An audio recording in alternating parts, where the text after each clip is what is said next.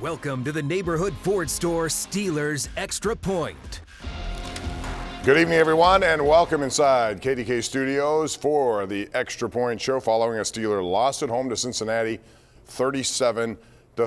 Bob Pompeani, Chris Hoke with you for the next hour and a half or so. We'll get your calls. We're going to hear from Mike Tomlin.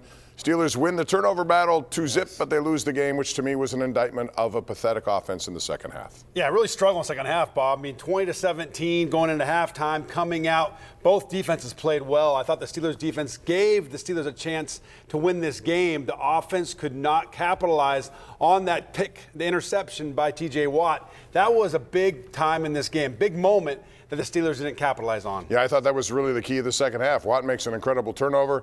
The offense, which had shown some life at the end of the first half, they had the lead at halftime, 10 points coming out. They get the ball in the second half. But again, and I think play calling had a lot to do with this, Chris, 3 and out after 3 and out after 3 and out. And, all of a sudden I thought the defense then just it took a toll on their own defense. How do we go to play calling, though? I mean, listen, we saw Kenny make some great throws today in this game, but he was wildly inconsistent. He had a lot of missed throws, right? A lot of guys that were open that he overthrew them. There were some drops in this game as well. I want to say all their top receivers had drops in this game. So inconsistent offensively, which is why we have a 37-30 loss to the Bengals. Yeah, well, I'm going to say play calling because I thought there were plays that happened, big plays followed by questionable play calls, in my opinion anyway, but it was just not a good second half. They lose. Coming up, we have Mike Tomlin's press conference. We have player interviews. Rich Welsh is over there. We're also going to take your calls as we get closer to the 8:15 mark.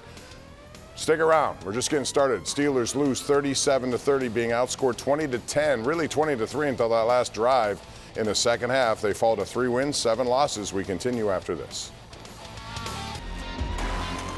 Welcome back to the neighborhood Ford store Steelers Extra Point.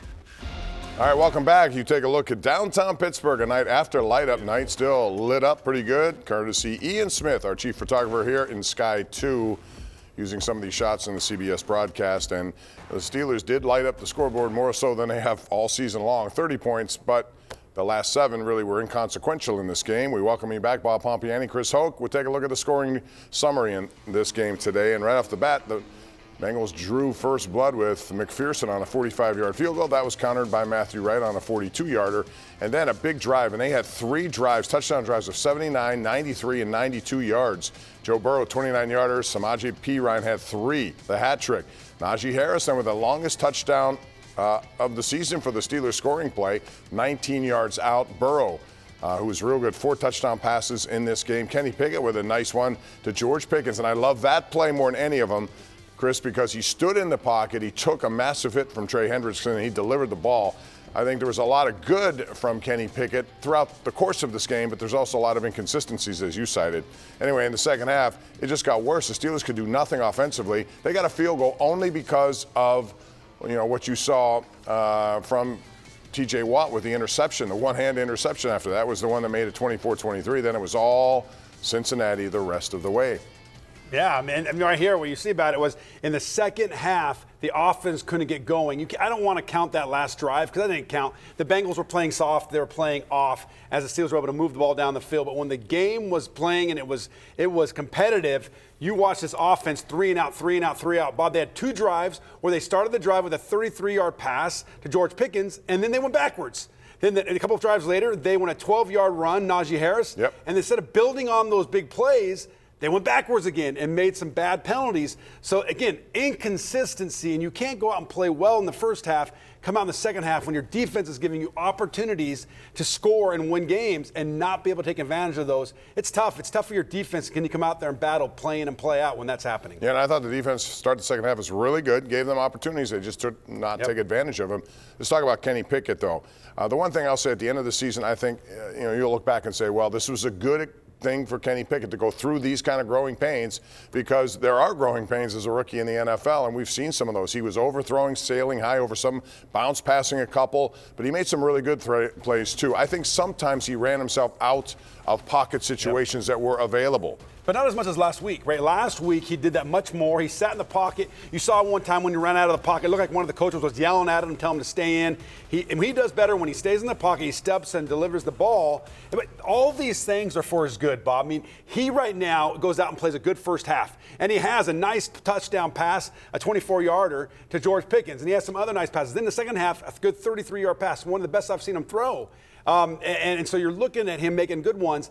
He's just got to work through these, watch the film, and I have all the confidence in the world that he will grow from these things. I'm seeing him improve week in and week out, even though it's not showing on the scoreboard. No, I agree. I think you've seen strides. And at the end, the strides are going to be what you look back on and certainly build on heading into next season. But they got a lot of other problems as well. Mike Tomlin is about to address the media over at Acrisure Stadium. We're going to take you there now.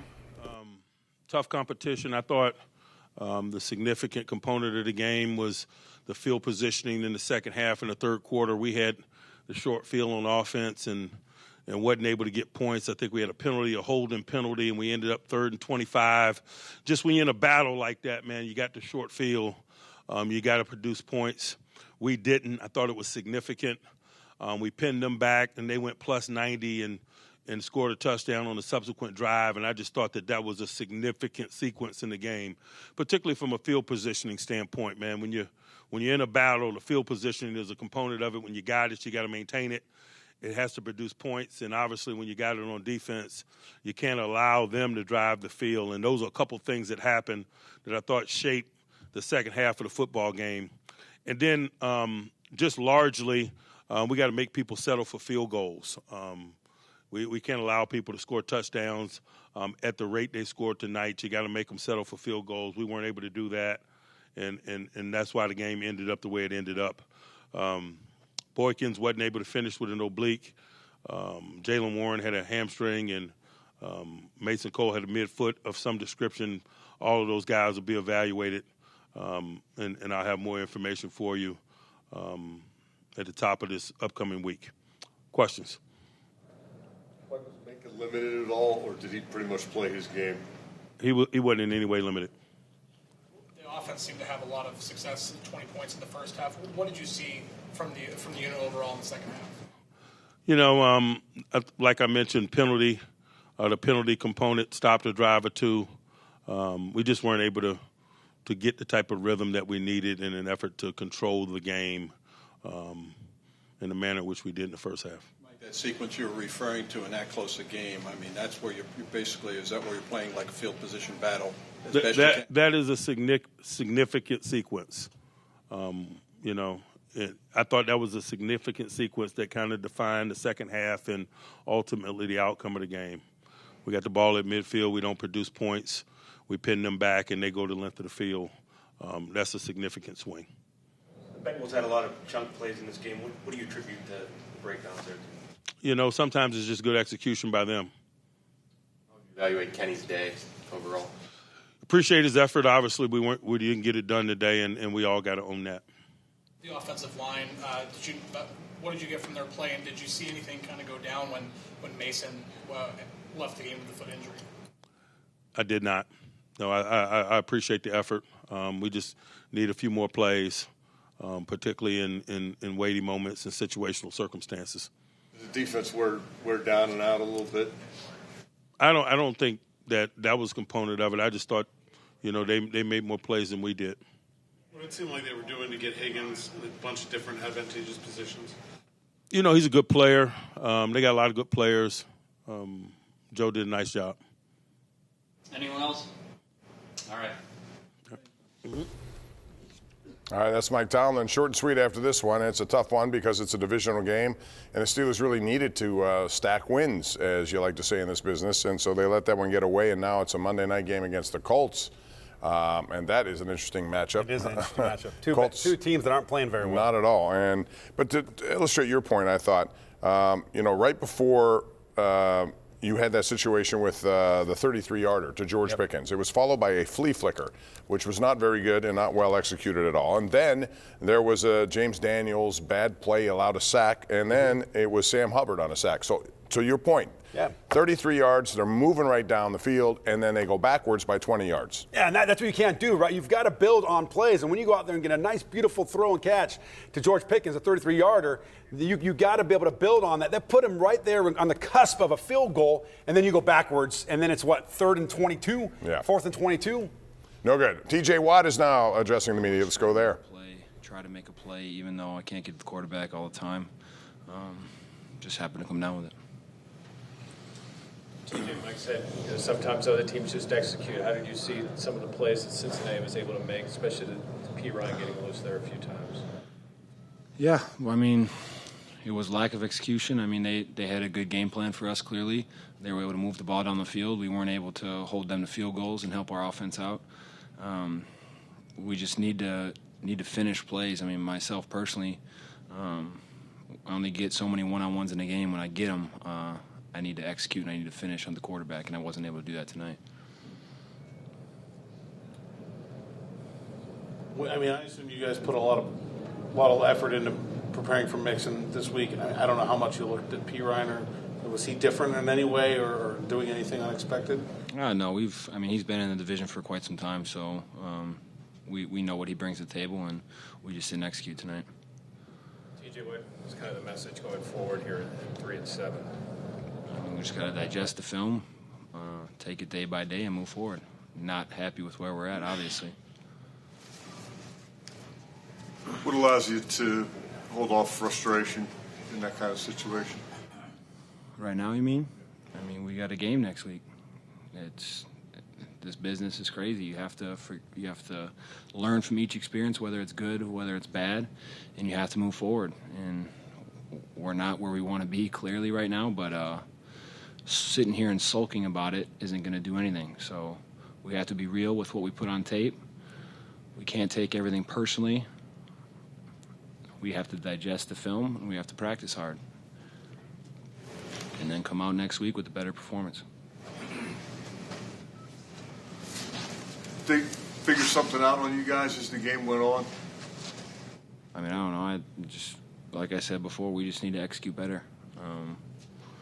I think that's what it comes down to. They had a good game plan.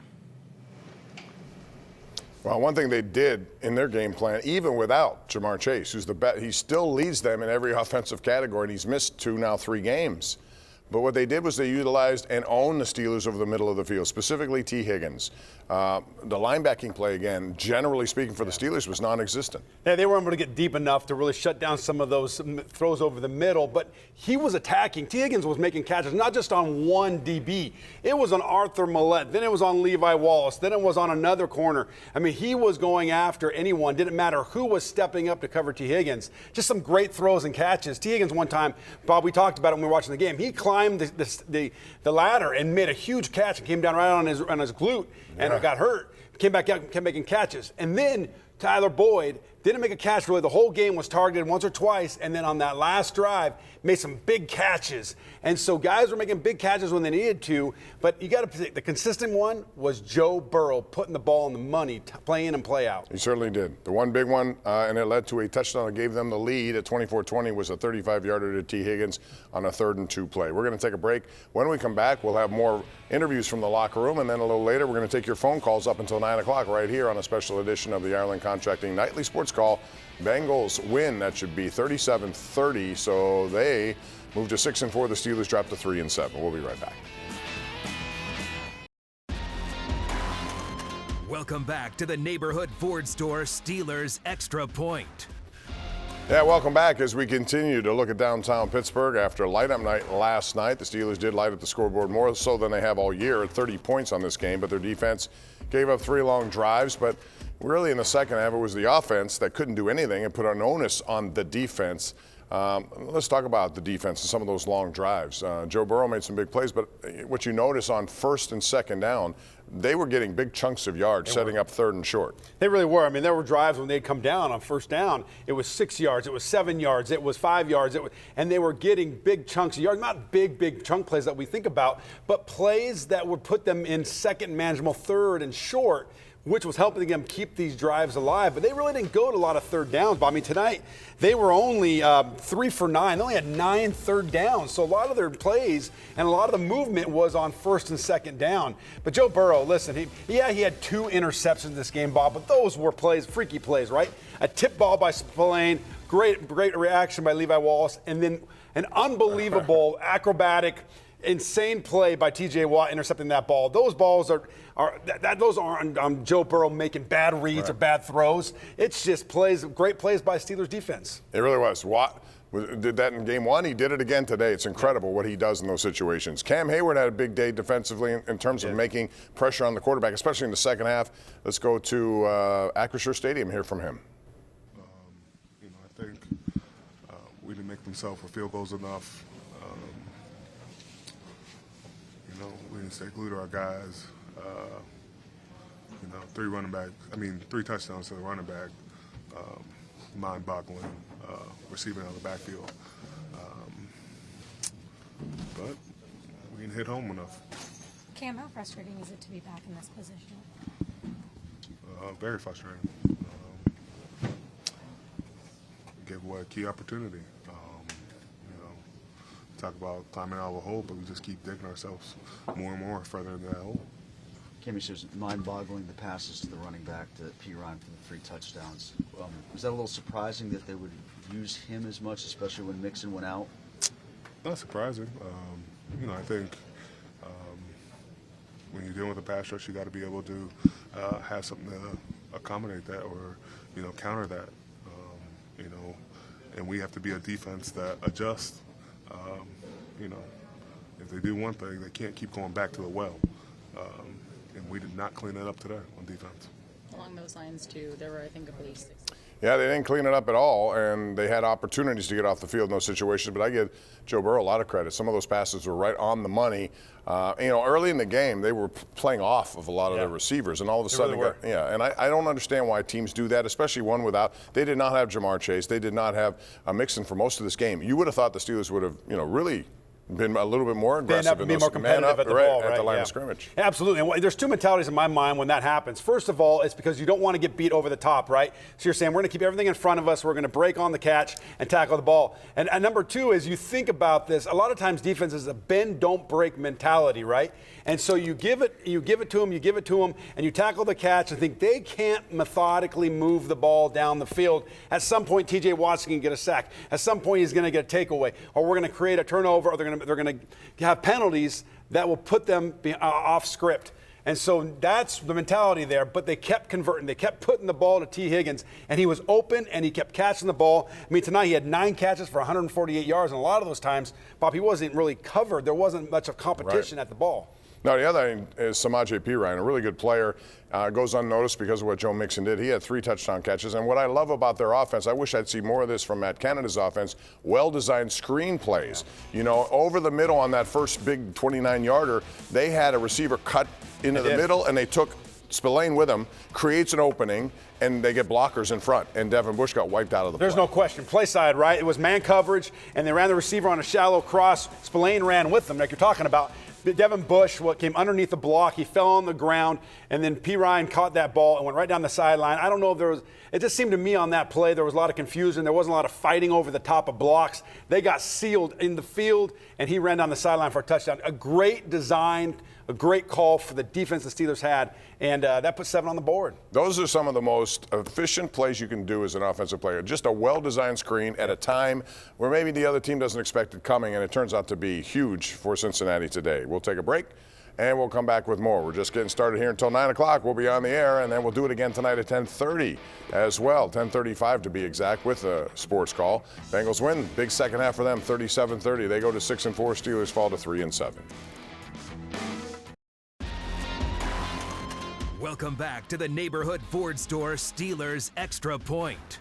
Kenny Pickett is at the podium right now. Let's take you there live. The things that stick out, immediately. Our defense did a great job of giving us a chance to win the game, and we didn't come through in that second half. So that's on us, and we got to get it fixed and have 2 strong halves, in order to beat a team like that. Kenny, do you worry at all offensively that you guys become predictable in some respects? That's something you have to look at the tape and see what our tendencies are. we got to go out there and execute whatever's called. Second half, did you notice adjustments that the Bengals were making, or is it more a case of you guys not executing? I think it was a little bit of both. I mean, they made adjustments. I don't think we executed. Like I said before, the penalties and not taking advantage of the short fields. Those are the two major things that I can think of right now that needed to be done, and we didn't get it done. What from that first half specifically did you like that you can build upon going forward? I think the balance between the run and pass, right? I mean, that's what was great for us against the Saints, and I think that was, what was really good for us in that first half, having that balance and not relying on one. I think both really worked well together, and I don't think we had both working together well in the second half. And that's our job. Receivers and quarterback, we have to be consistent, and the run game needs to be consistent in order for our offense to work the way it needs to be and the way it should. Is that looked like in the first half? So we know what it looks like, and we just got to execute at a higher level in the second half. Kenny, can you ever watch the other quarterback, what he's doing, and can you learn anything from a guy like that? In the middle of a game? Yeah, No, I can't. I'm worried about my job and winning a game. What's your confidence level, Kenny? Fine. I mean, listen, I'm going to sling it to the end, and my confidence level has not wavered. I'm extremely competitive, and I hate to lose, and it doesn't feel good sitting up here after a loss. That's for sure. So. We got to get things cleaned up, and get back on track, this next week. Kenny, why do you think consistency has eluded this team? I think it's just consistency throughout the game and executing at a high level. That's coming down to each guy, doing their job at the highest level they can do it. And offensively, if one guy has a mistake or something like that's what ruins a play. So offensively, we need all 11 working together. And we did a good job of that in the first half, but the second half was nowhere near, where we needed to be. But it's like that. Kenny Pickett at the podium. It's good to hear him say that he hasn't lost his confidence. He is a very competitive guy. That's going to serve him well, and this experience will serve him well heading into next year. So he's going to get a little jump on it, even though sometimes there's a lot of ups and downs that come along with this. Now it's time for our JP Roofing stats, final stats of this game. Chris, check them out. You can see that the passing yards certainly improved for Joe Burrow as the game went on. Absolutely, as the game went on. What blows my mind here is that the Steelers took the ball away twice. That only turned into 2 field goals, 6 points. Usually in a game like this, that would be the difference, Bob. But Joe Burrow kept throwing the ball, and the Steelers could not capitalize on those takeaways, particularly the one late in the game, T.J. Watt interception on the Bengals' 21-yard line and went 3 and out, kicked a field goal. Huge. If they would have scored there, it would have put them in the lead. Then the Bengals went down and scored. So that's the big difference to me right now is that two turnovers. Look at that right there, Bob. 8 penalties for 70 yards. That's what Coach Tomlin talked about, was shooting themselves in the foot. They'd have a 33-yard pass to Pickens. Then they have penalty, and move themselves back. They can't do those kind of things. They've got to eliminate those 8 penalties. One thing that's becoming clear is that Kenny Pickett likes George Pickens quite a bit. He had a drop pass late in the game, would have been an easy touchdown. He also missed him early in the game where he threw to the wrong side of him. He is our #1 Cochran player of the game, George Pickens. And because Pickett goes to him, I think that that relationship is developing, maybe at the expense of Deontay Johnson. Yep. But you can see Pickens here with 4 catches, 83 yards, a touchdown. Again, he had 1 drop. He had one that he's wide open, and Pickett missed him. But the bottom line is those two are working on this relationship as first-year players, which will serve them both well. What about Deontay? Only 4 catches for 21 yards. Yeah, this is going to be an exciting relationship. Kenny Pickett, George Pickens. But yeah, Deontay Johnson, listen, 4 catches tonight for 21 yards. And it's at times, it leaves me scratching my head, the body language that he has, the attitude that he shows on the football field. I can see this becoming an issue. He is being paid like a #1 receiver, and George Pickens is outplaying him. And he has become the bigger player on this thing, bigger player in terms of big play wide receiver. And so this could become an issue with the Steelers, with Deontay Johnson not getting the ball as much, George Pickens being more of a focus and the guy that Kenny Pickett likes to go to. Yeah, but Pickens runs those routes. He gets open and he beats his guy. Typically, he did that a lot today, whereas Deontay, at times, you wonder if he's a second read, whatever the case may be. But he wasn't as open. And a lot of times Kenny's passes are big plays, right? They're down the field, right? Even the ones that he dropped or the one he was in the end zone and Kenny threw it to the wrong shoulder, these are big plays. These are moving the chains, touchdown-type throws. Deontay Johnson's are more of just quick passes out in the flat, quick now passes, and they're not creating big splash plays largely. So that's going to be an issue too because Pickett's getting those big down the field throws. Yeah, in addition to that touchdown Pickett had, he also had a 33-yarder, which I thought was the key of the game because right after that they go to a flea flicker, which was botched. And that took, I'm telling you. You love those plays. I mean, we sit there and watch the game and you stand up and you applaud. No, that's not true. No, I didn't do that today. I was more worried about, I said, why go that fancy? You just had a big completion. Just move it, and they're running the ball okay. Najee Harris had a pretty good yards per carry average. And you know me, right? When you go for that 33-yard pass, keep pounding the ball. Right. You saw Najee Harris as he was running the ball, and they continued to do it. He was getting good runs, and he was making good yardage. And so you've got to keep doing that. Instead of going back and flea flicker trying to trick him, just go back to what you do good. Right. Run the football with Najee Harris and pound him. We'll take a break, come back with more right here on Pittsburgh CW following a Steelers 7-point loss to the Bengals. We're back in a flash. Welcome back to the neighborhood Ford store Steelers Extra Point. All right, we're back, and here are the updated AFC North standings. The Ravens, even though they were unimpressive, I thought, again today, they came away with a win against the hapless Panthers. A good thing for the Steelers. They have some games coming up against teams they should be competitive against. 7-3 are the Ravens. The Bengals up to 6-4, and then the Browns and Steelers both at 3-7. Minkah Fitzpatrick, despite having an appendectomy just 8 days ago, played today. This is what he had to say after the game. I wasn't really trying to mess around and make myself, worse and make the recovery time longer. They cleared me, I think Friday it was. I talked to multiple doctors. They said I was good to go, and just to be smart. Minkah, what you deem to be the biggest problem on those two 90-yard drives that they had, the inability to get them off the field? Where did they hurt you the most there? I think we weren't winning our one-on-ones. They're making good plays on the ball down the field, catching out routes, extending the play after that. We just got to tighten up in the back end, coverage-wise, and apply pressure to the quarterback. It's too easy. How big was that sequence where you guys had decent field position, I think, on their 47, the offense stalled, and then they came back, went on that 93-yard drive? How big was that sequence right there? It was big. They scored 7 on a 93-yard drive. That's huge for them. That's time off the clock. They did what they wanted to do, so that's big for them. It's a little surprising, Minkah, in the sense that everybody's been waiting all year. All right, that's Minkah Fitzpatrick after the game. Obviously, that defense did not get it done, letting up 3 long drives against Cincinnati. But they gave the offense some opportunities. It just didn't work after that. The road ahead includes a Monday night game at Indianapolis. Team that lost today, the Eagles. They were poised to pull an upset there, but the Eagles came back. And then it's at Atlanta, and Cordarrelle Patterson set a record today, 9th kickoff return, 103 yards. That's an NFL record, by the way, so they have to deal with him. And then Baltimore comes to Acrisure, Carolina on the road, and that Vegas, that's the one on Christmas Eve. They celebrate the Immaculate Reception. And that's going to do it for this show. When we come back, we're going to open up the phone calls, and we'll allow you to air your opinion on what you saw today and, what lies ahead now that the Steelers have 7 games left.